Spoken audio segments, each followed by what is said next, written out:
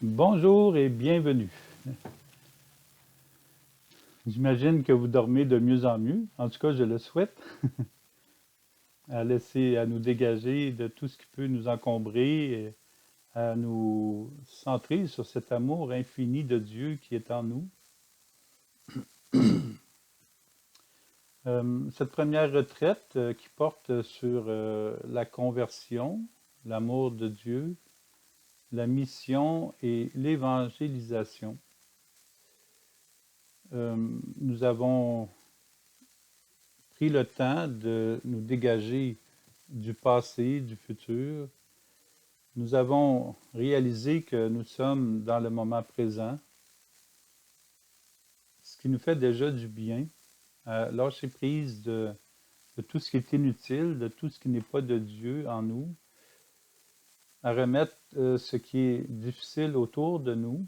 Nous voyons des difficultés chez quelqu'un, on le donne à Jésus.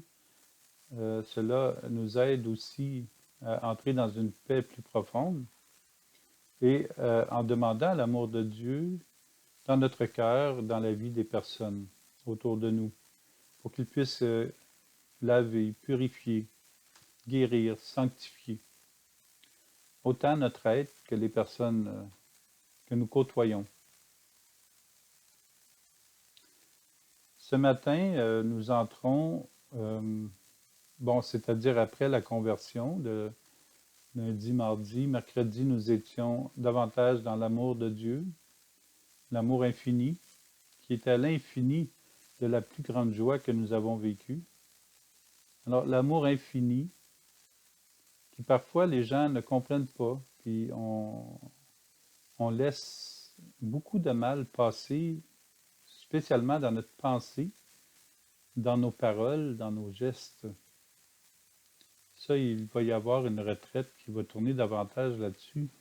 Mais si on peut transformer juste nos pensées, on vient d'améliorer de beaucoup la vie de tous les jours. J'ai le goût de frapper telle personne, ben merci Seigneur de venir toucher le cœur de cette personne et viens guérir ce qui est blessé en moi. C'est peut-être cette personne-là, c'est peut-être quelque chose dans mon passé qui m'a blessé. Cette personne-là a été un déclencheur. Juste en voyant la personne, ça a déclenché. Mais je ne me suis pas rendu compte que cette blessure du passé, je la remets sur cette personne-là. Alors, c'est important de faire ce nettoyage-là et avec le temps, on trouve des réponses.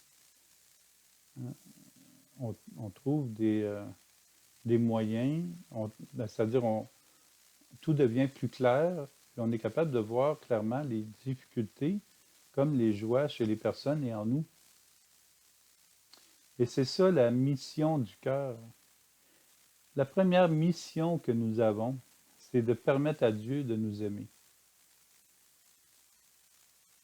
On penserait que la mission, c'est de nous envoyer quelque part puis aider les gens dans la foi ou avec le matériel. Non, non, ça c'est pas la première mission. L'ultime mission, la première mission, c'est la mission de Dieu, pas la nôtre. Euh, cette mission-là, c'est de nous laisser aimer.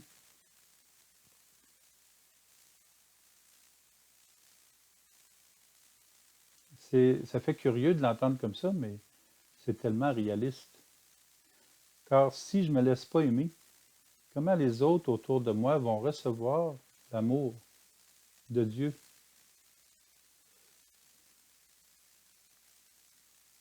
Si moi je ne me laisse pas aimer, si je ne me laisse pas guérir, débloquer, comment l'amour de Dieu va circuler de mon cœur au cœur des autres? La première mission que nous avons,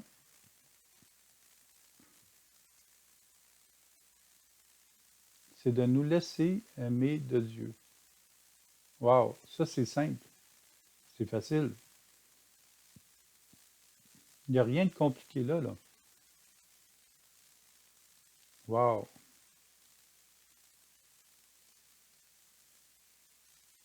Alors ce matin, nous allons passer vers la mission du cœur. Bon, il y a encore parfois des choses dont nous devons nous détacher, Parfois, on doit aussi se décider, prendre la responsabilité de notre foi, accepter que Dieu soit Seigneur dans notre vie, prendre notre place. Prendre notre place, c'est de savoir que Jésus doit grandir. Nous, on doit apprendre à être simplement nous-mêmes. Non pas nécessairement diminuer. Je trouve que ce mot est diminutif. Mais apprendre à être nous-mêmes. Et dans la mesure où nous sommes nous-mêmes, nous pouvons ressentir de plus en plus la présence de Dieu dans notre vie. Lisons ce passage. Écoutez-moi, îles lointaines, peuple éloigné, soyez attentifs.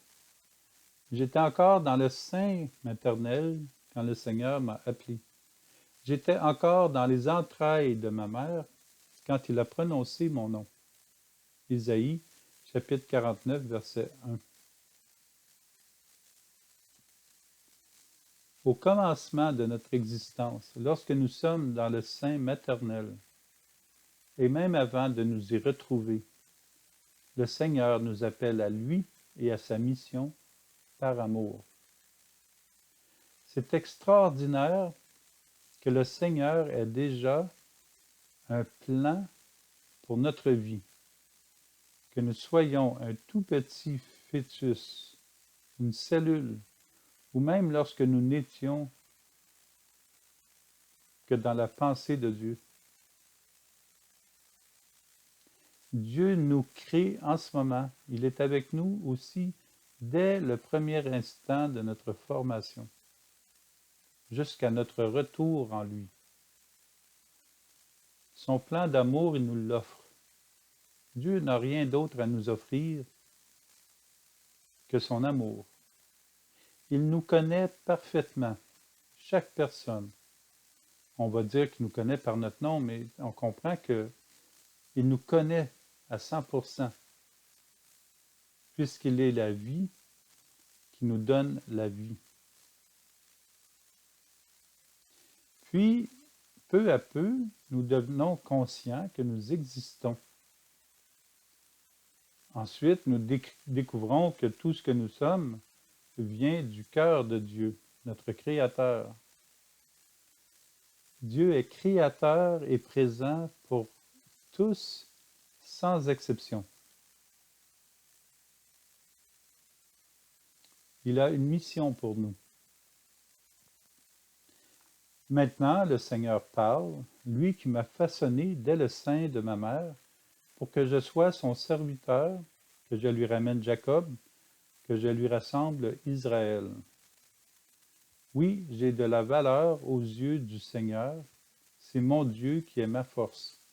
Isaïe, chapitre 49, verset 5.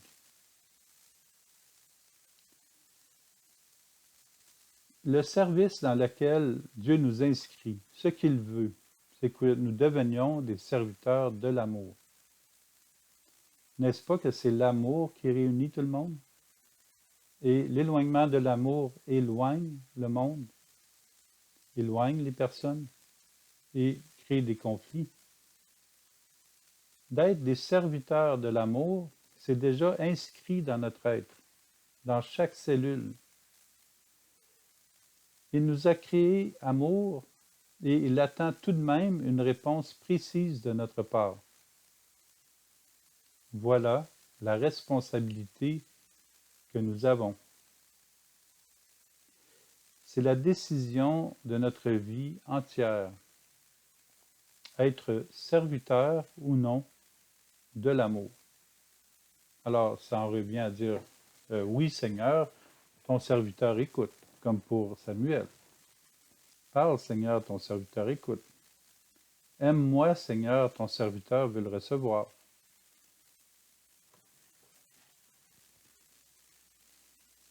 Dieu nous invite à vivre de son amour, à être branchés à la source. Il souhaite aussi que nous soyons amour, que nous devenions davantage amour, parce que cet amour-là nous transforme à devenir amour. Et son amour circule vers les uns et les autres. Pensons-y bien. Il n'existe pas de plus belle vie que si nous avons comme base l'amour infini de Dieu à vivre entre nous.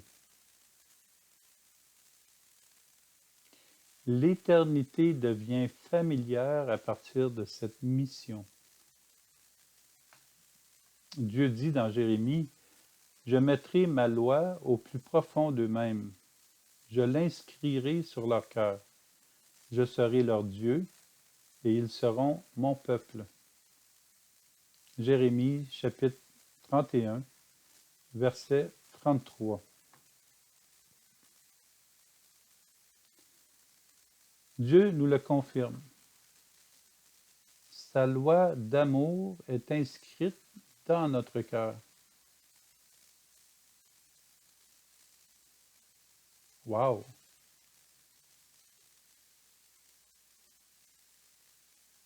Nous avons tout, nous recevons tout.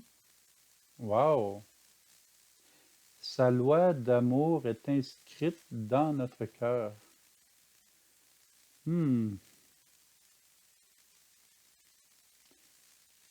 C'est pas une loi qui nous gère, qui nous juge. C'est une loi d'amour. Cette loi est à accueillir. Et des fois, on pense que l'accueillir, ça va nous faire mal. Mais si ça fait mal, ça veut dire que c'est en train de guérir. Alors oui, je veux accueillir cette loi d'amour. Le mal que je pense, c'est la peur que j'ai de l'amour de Dieu, la peur de Dieu. Et je n'ai pas à avoir peur de Dieu. On ne peut pas avoir peur de l'amour. On a peur quand on s'éloigne de l'amour. Quand on tombe dans des ombrages, dans des chemins qui sont mauvais, des habitudes qui ne tiennent pas la route. On n'a aucune raison d'avoir peur de l'amour. L'amour qui est inscrit dans notre cœur. Cette loi est à accueillir. La voulons-nous, cette loi? Voulons-nous l'amour de Dieu? Si oui, laissons faire les désagréments qui vont se passer par la suite. Ça doit guérir. Mais attention, soyons prudents.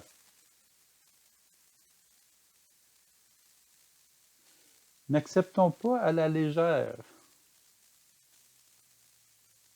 En acceptant cette loi d'amour de Dieu, nous devons accepter aussi de vivre notre vie à plein avec lui. Vouloir goûter la paix et la joie continuellement. Ouh, sommes-nous prêts? Ben, prêt, pas prêt, moi j'y vais. Nous devrons recevoir tout ce qui est manifestation de son amour et nous savoir aimer.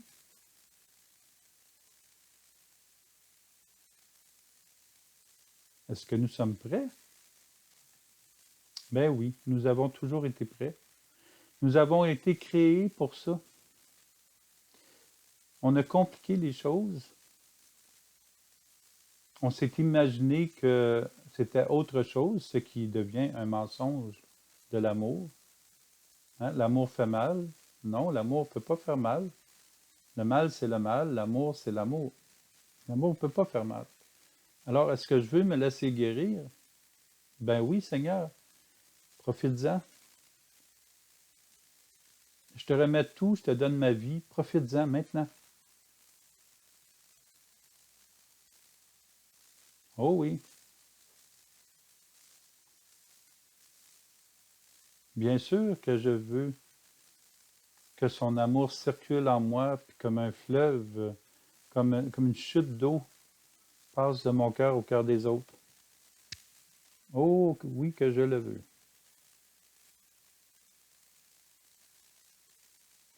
Bon, dans la vie, on vit des hauts, des bas. Les hauts et les bas, c'est jamais l'amour. L'amour est toujours stable. Mais les hauts, les bas, c'est toujours quelque chose que je pense manquer ou quelque chose que je me réjouis trop parce que je pensais que je ne l'avais pas. Notre vie n'est pas toujours en ligne droite parce que nous ne sommes pas toujours collés à l'amour de Dieu. Il y a parfois des lignes courbes. Et nous savons que nous pouvons errer loin avant un retour à la base naturelle de la vie offerte en Dieu, de la vie offerte par Dieu. Dans la société, comme dans l'Église, c'est semblable. Tout le monde vit des hauts et des bas. Au fond, on est tous pareils.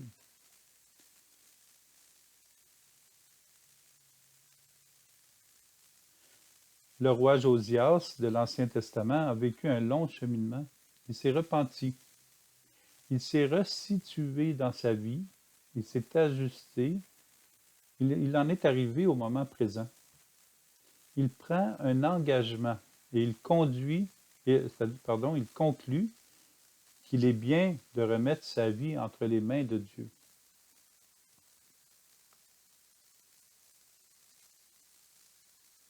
Il est debout sur l'estrade.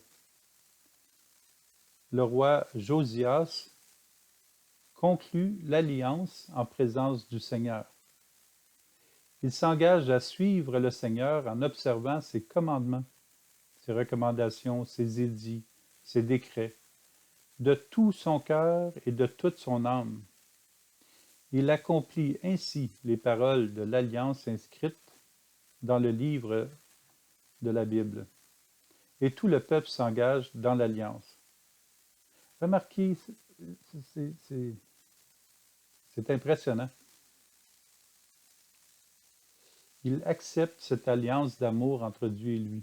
Remarquez que tout ce qui a rapport à Dieu va toujours être lié à l'amour. Il accepte cette alliance avec Dieu. Il s'engage. Donc, il prend la responsabilité. Il s'engage de tout son cœur et de toute son âme. Quoique son âme est déjà engagée, l'âme, c'est la vie. La vie nous est donnée par Dieu. Alors, mais il s'engage de tout son cœur, de tout son être, disons-le comme ça. Mais regardez ce qui est encore plus intéressant. Ce qu'une personne peut manifester de sa foi, mettons en se laissant aimer, en laissant passer l'amour de Dieu, en s'unissant librement à Dieu, par alliance. Dès qu'on accueille l'amour de Dieu, c'est une alliance. Lorsque nous en témoignons, c'est-à-dire que nous vivons dans la paix, dans la joie, dans l'amour de Dieu, ça va ressortir. C'est ça le témoignage. Le témoignage est premièrement le témoignage de Dieu. Cela permet à d'autres d'oser l'union naturelle avec Dieu. Ça permet à l'entourage de vouloir s'embarquer. Vous imaginez? Parfois, on cherche à convertir les gens puis à dire tu dois faire ci, tu dois faire ça. Mais juste le fait de nous laisser aimer, que l'amour touche les cœurs des personnes, ces personnes-là peuvent se convertir autour de nous facilement. Quel est le résultat dans le texte que je viens de lire? Tout le peuple s'engage dans l'alliance. Le roi Josias est quelqu'un qui rassemble le peuple. Par sa décision, tout le peuple s'est engagé avec le Seigneur, avec lui. S'est engagé dans cette alliance. Juste parce que lui s'est engagé. Wow! Son témoignage de foi attire tout un peuple dans la même direction.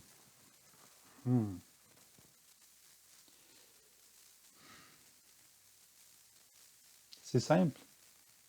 Ça lui a pris quelques mots. Ça n'a pas dû prendre une minute. Bon, peut-être une minute. Il s'engage dans l'alliance avec Dieu. Tout le peuple le suit. Tout le peuple s'engage. Le peuple décide. Le peuple prend sa responsabilité à se laisser aimer de Dieu. L'alliance, c'est l'amour qui nous unit à Dieu. C'est rien d'autre que ça. Son témoignage de foi, le fait de dire qu'il entre dans l'alliance, attire tout un peuple. Que nous en soyons conscients ou non, l'alliance avec Dieu est l'unique recherche de chaque personne sans exception. Même si nous nous éloignons avec notre baluchon, Dieu nous appelle du plus profond de notre être. L'appel nous suit partout. Nous engager dans la voie qui nous conduit au cœur de Dieu est l'appel définitif que nous recevons, d'être dans le cœur de Dieu. Mais même si nous sommes marqués de l'amour, cela demande une décision de notre part. La liberté va jusque-là, comme pour le roi Josias. Ça prend une décision. Parfois, nous pensons qu'il faut faire bien des choses, trouver bien des solutions pour nous faire accepter par Dieu. Seigneur, tu vas-tu le faire? Et le Seigneur l'a déjà tout fait. C'est beaucoup plus simple. Demandons-lui simplement de nous aider à le trouver, à le recevoir. Acceptons simplement de l'accueillir dans notre vie en lui disant « Oui, Seigneur, je le veux. Sois mon Seigneur, mon accompagnateur, mon guide. Je veux te suivre. Apprends-moi à demeurer sur la route avec toi. Merci, Seigneur. Merci d'être dans ma vie. Merci en ce moment. Merci, c'est dans le présent. C'est pas Seigneur, je voudrais que tu sois dans ma vie. Ça, c'est dans le futur. Ou Seigneur, pourquoi tu n'es pas dans ma vie? Ça, c'est un souvenir du passé. Merci, Seigneur, tu es dans ma vie en ce moment. Voilà, c'est fait. Puis nous pouvons rappeler que nous rappeler que nous lui avons dit oui à sa volonté sur nous. Mais nous le rappeler, c'est juste entrer dans cet état du moment présent et dire « Ah, merci Seigneur. Merci. Merci d'être en moi. Merci de passer de mon cœur pour toucher le cœur de chaque personne autour de moi et de l'humanité. Nous voulons laisser le Seigneur nous rejoindre à chaque instant. C'est ça l'alliance. Prions, puis observons notre vie s'améliorer et celle des autres aussi. On va être émerveillés. Des gens vont nous dire « Hey, je ne comprends pas, il y a une réconciliation dans ma famille. » Une autre va dire « Wow, j'ai plus de problème aux jambes. Mes jambes sont guéries. » L'amour a circulé.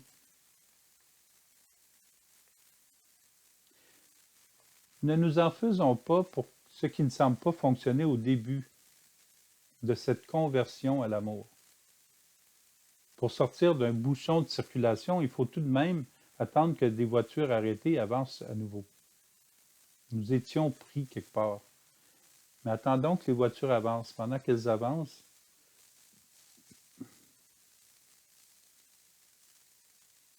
pendant qu'on demeure derrière les autres, nous avançons prudemment, librement. Cette prudence d'avancer librement et tranquillement avec les autres nous apprend à revenir à la base de la foi en Jésus, surtout pendant une épreuve. Nous continuons à être prudents de ne pas nous éloigner du Seigneur, même après avoir dépassé cette épreuve. Ça veut dire que dès qu'on reçoit l'amour de Dieu, on n'en est pas conscient, mais il y a tout un déblocage à faire. C'est comme un embouteillage où on doit attendre que, bon, ça va se placer. À un moment donné, je vais avoir la voix qui va être libre en écoutant la voix de Dieu dans mon cœur. Son amour, sa paix, sa joie. Nous pouvons dire à Dieu, comme cette phrase du psaume, « Guide-moi sur la voie de tes volontés, là je me plais. Incline mon cœur vers tes exigences, non pas vers le profit, vers les autres choses. » Psaume 118, versets 35 à 36. Que notre cœur regarde vers le cœur de Dieu et non pas du côté des convoitises, des illusions, du mondain qui est dans le monde, qui passe. N'attendons pas d'avoir un profit pour être heureux. Nous voulons demeurer dans l'amour. Avec Dieu, nous aurons le nécessaire pour notre survie. Nous sommes heureux maintenant avec qui nous sommes en lui.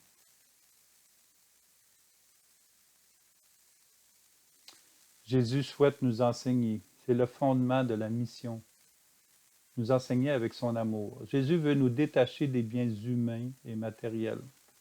Mais cela ne veut pas dire de devenir insensible, de nous refermer. Au contraire, le détachement, c'est de nous libérer des attaches inutiles. Cela nous aide à nous connaître mieux et à mieux connaître les personnes comme elles sont. Cela nous aide aussi à nous servir de ce qui est matériel dans le seul but de nous rapprocher de l'amour et de permettre à l'amour de circuler. Jésus lui-même s'est entouré d'apôtres parce qu'il est important d'être uni aux autres. Jésus ne voulait pas être seul. Il sait que c'est important de nous entourer de personnes. Donc, il propose de vivre en chrétien, de nous servir. Jésus veut nous servir de ce que nous sommes pour évangéliser et de créer des liens importants et significatifs avec tous par sa présence au centre.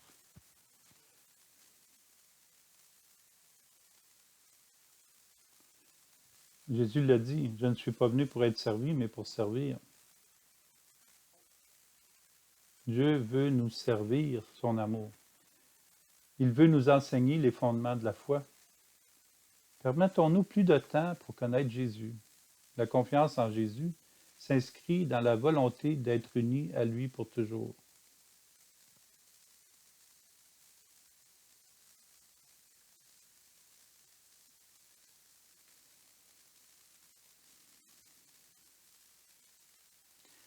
Le Seigneur nous appelle.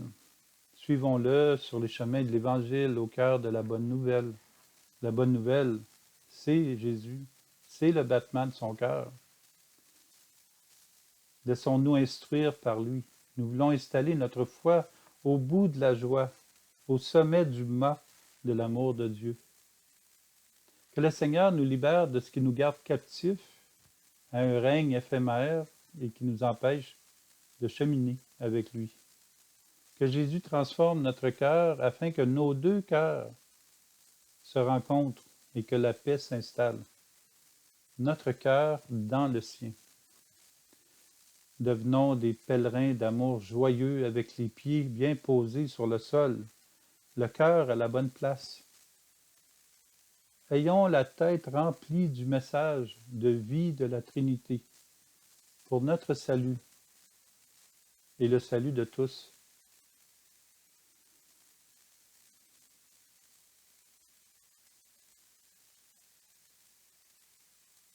Ce message est intéressant. Voici pourquoi le monde ne nous connaît pas. C'est qu'il n'a pas connu Dieu.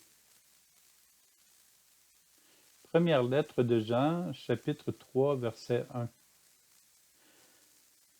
Cette phrase de Jean est encore actuelle et pourtant, il n'y a rien de plus simple que de nous laisser aimer de Dieu. Mais certaines personnes ne s'en rendent pas compte qu'elles s'éloignent de Jésus. Certaines personnes peuvent considérer que c'est une perte de temps. Pourtant, la route devient plus aisée avec Jésus, ce qui permet un temps mieux utilisé. Notre temps, le moment présent devient plus riche, plus significatif. Nous sommes plus attentifs. Nous remarquons plus les détails, les difficultés comme les joies. Et chaque fois, nous sommes en mission de laisser l'amour de guérir les personnes autour de nous et guérir notre propre misère, nos propres difficultés. Il y a aussi des personnes qui ne sont pas de l'Église, qui s'en prennent à l'Église, s'en prennent à Dieu ou s'en prennent aux personnes dans l'Église. Elles essaient de dire ce que l'Église doit être et ce que l'Église doit faire, tout en n'étant pas de l'Église. C'est comme si nous dirions à un gérant de compagnie comment réaliser son travail et quel travail ses employés doivent accomplir sans rien connaître de sa compagnie ni de lui, sans même y travailler. Des personnes ne connaissent pas l'Église ni Dieu. Mais ces personnes voudraient que tout le monde voie et comprenne l'Église comme elles l'imaginent et la conçoivent. L'Église avec un E majuscule, c'est Jésus. L'Église avec un E majuscule, c'est Jésus, c'est la Trinité. Alors Jésus a voulu son Église de telle manière, les célébrations eucharistiques de telle manière, et tout a été dévoilé dans l'Apocalypse, que le monde pense que c'est du cinéma à casser les nuages.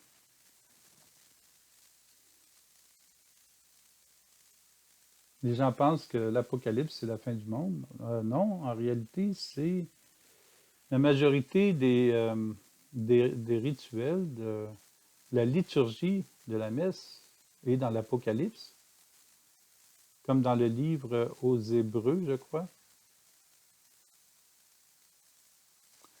Oui, je pense que c'est aux Hébreux. De fait, c'est pas la liturgie qu'on doit changer. C'est pas le rituel qui nous ramène au moment présent, mais on craint tellement le moment présent qu'on voudrait avoir plein d'autres choses autour. On voudrait une église comme on l'imagine, un idéal, un rêve. Puis après qu'on arriverait à ce rêve-là, on voudrait avoir autre chose. Non.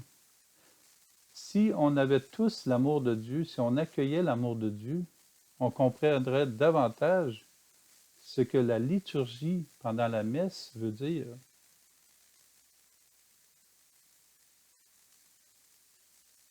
Jean est clair. Le monde ne peut pas nous connaître puisqu'il n'a pas découvert Dieu. L'Eucharistie nous permet d'entrer dans la dimension de Dieu. Tant qu'on n'a pas accepté l'Eucharistie, on a une idée de Dieu, mais Dieu qui vient en nous pour nous permettre de découvrir sa dimension, c'est pas tout le monde que ça, là. Nous sommes vraiment choyés d'avoir l'Eucharistie, d'avoir Dieu avec nous. Jean est clair, le monde ne peut pas nous connaître puisqu'il n'a pas découvert Dieu. Si le monde ne connaît pas l'Église qu'est Jésus, il est mal placé pour en parler. Nous voulons que l'Église soit de telle manière. Mais est-ce que nous demandons à l'Esprit Saint ce que lui veut pour son Église? On serait peut-être surpris si des personnes, même sont en Église, mais ne cheminent pas dans l'Église de Jésus, elles craignent ce qu'elles ne connaissent pas. Elles cherchent à transformer l'Église selon la perception erronée et mondaine qu'elles ont sur l'Église. Elles ne savent pas ce qu'est l'Église réellement, sous le regard attentif de la Trinité.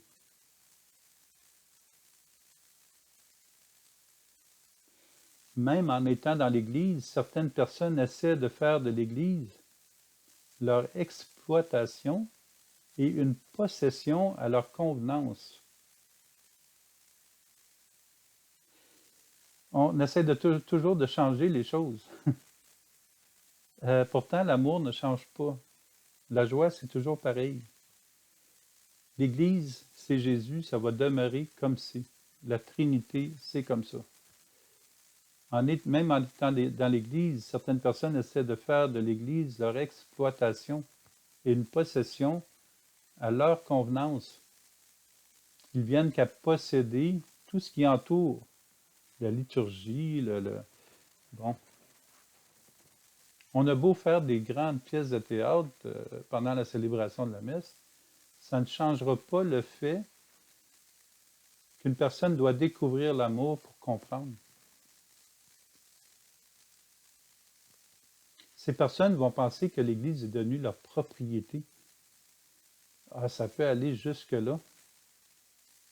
Elle veut la transformer à leur goût, sans référence ni prière à Dieu, tout en perdant le sens du sacré, le sens de Dieu. Ah, mais qu'est-ce que Dieu veut, lui? Il y a des personnes, même si elles vont à l'église paroissiale, ne connaissent pas l'Église ni Dieu. L'Église avec un E majuscule.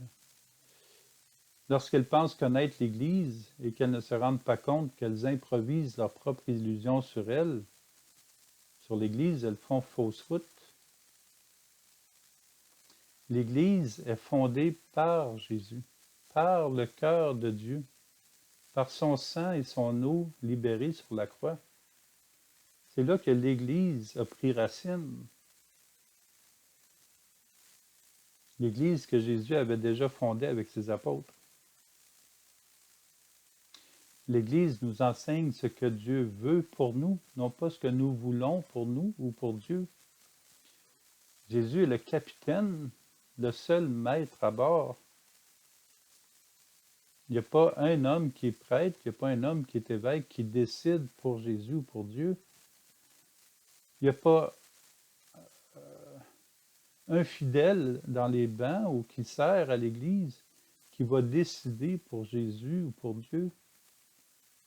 Nous devons être à l'écoute de Dieu et l'Église, depuis 2000 ans, n'a pas cessé de tenir le fort, de permettre à Dieu de circuler, malgré tout ce que les gens auraient voulu.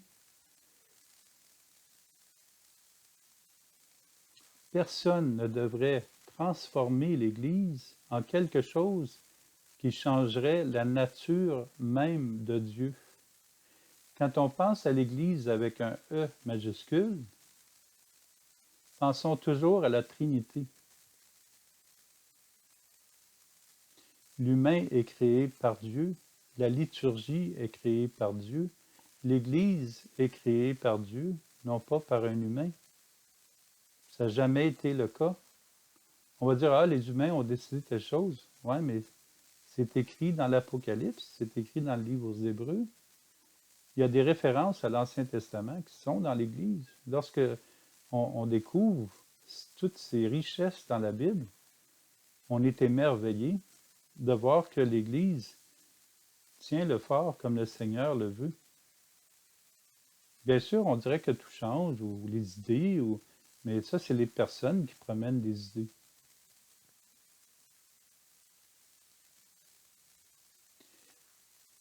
L'humain n'a pas à changer l'Église, ni même Dieu, mais l'humain ne devrait pas essayer de changer la nature de l'être humain créé par Dieu.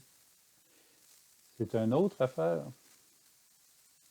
On n'a pas à vouloir que l'Église soit d'une telle manière ou que l'humain soit transformé de telle manière. L'humain est à la base comme Dieu l'a créé.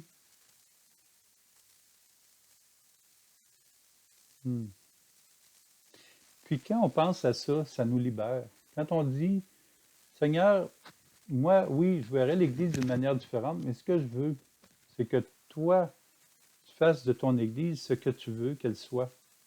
Que ton amour dans cette Église-là circule d'une personne à l'autre. En faisant ça, je me libère d'un fardeau qui ne m'appartient pas. Je permets à Dieu d'être Dieu. Et l'Église, on pourrait la voir vraiment d'une manière, très différente.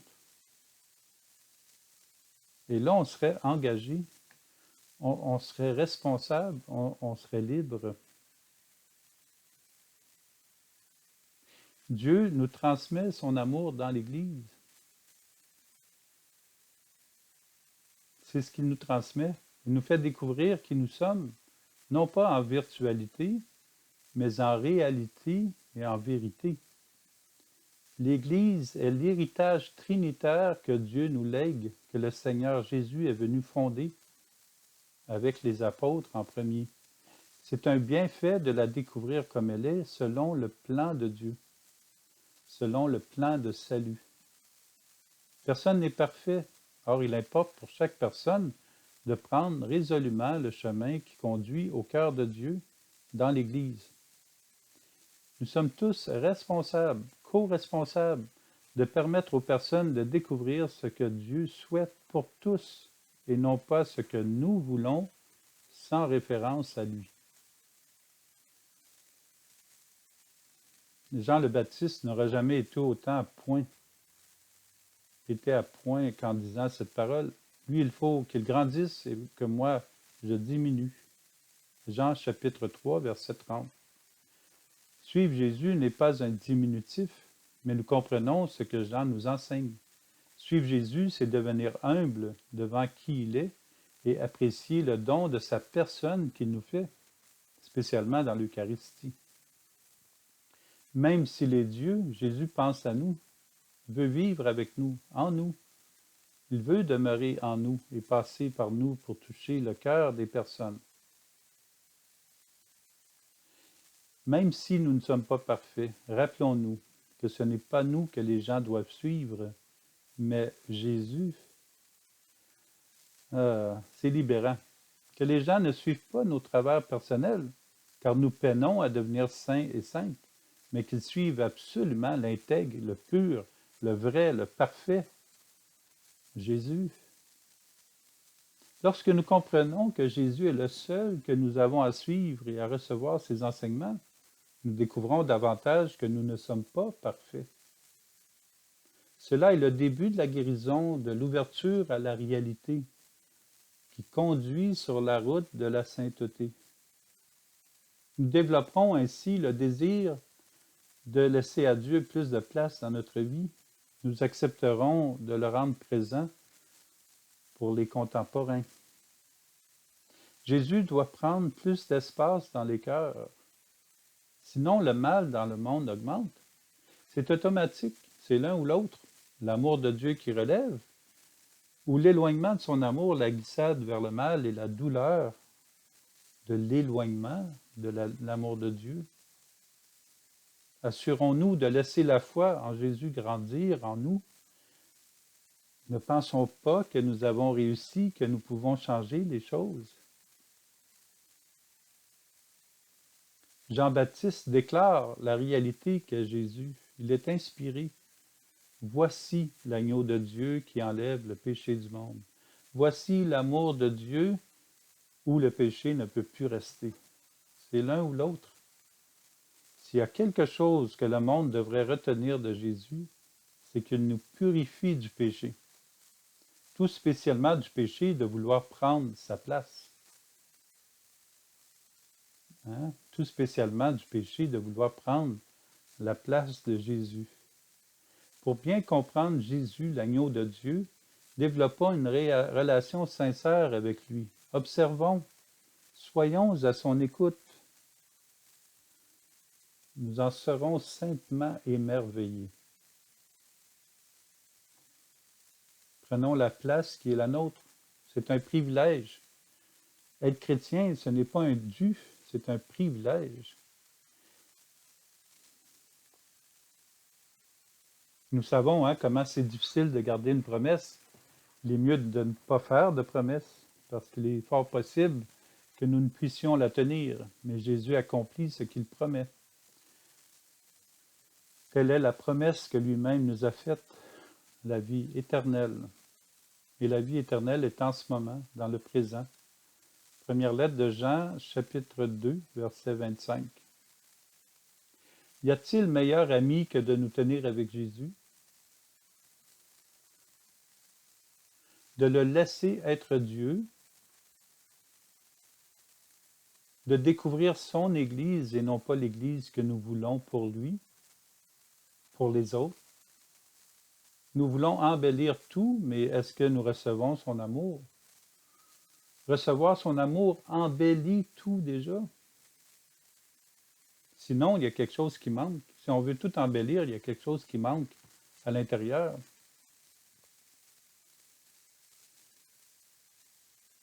Demeurer avec Jésus et suivre Jésus, c'est nous assurer la liberté. C'est nous offrir une vie meilleure, une vie plus confiante et bien ajustée. Car si nous avons Jésus comme ami, nous serons mieux outillés pour faire face aux difficultés et aux passages plus difficiles. avec Jésus, nous marchons maintenant dans la vie éternelle, dans l'amour, dans l'alliance.